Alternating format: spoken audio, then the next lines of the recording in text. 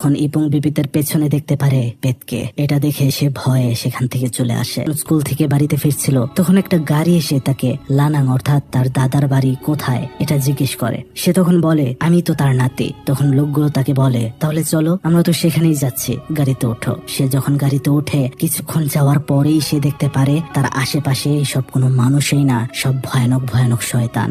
তারা এত ভয় হচ্ছিল সে বুঝতেই পারছিল না কি করবে। উপায় না পেয়ে সে গাড়ি থেকে লাফ দিয়ে দেয় আর সেখান থেকে পালিয়ে যায়, কিন্তু সেখানে তার পাখিটা পড়ে গিয়েছিল। এই দেখতে পারে এটা তার ঘর নয়, এটা তো পেতের ঘর। সাথে সাথে দরজাটা বন্ধ হয়ে যায়। সে বাহিরে যাওয়ার চেষ্টা করছিল কিন্তু দরজা আর খোলে না এবং তার কাছে সাহায্য চাইছিল, কিন্তু সে তাকে দেখতে পারছিল না। আসলে দেখতে পাবে কিভাবে, সে তো ছিল ভিন্ন ডাইমেনশনে, যেটা পেতের বউ তাকে পেতের রক্ত দিয়ে বানানো পানীয় খাইয়ে নিয়ে গিয়েছে। এরপরে আমরা দেখতে পারি সে মান্তকে নিয়ে আর পাখির খাঁচা নিয়ে সেই জঙ্গলে চলে যায়। অর্থাৎ বন্ধুরা, সে এখন শয়তানের ডাইমেনশনে প্রবেশ করতে যাচ্ছে তার নাতিকে বাঁচানোর জন্য।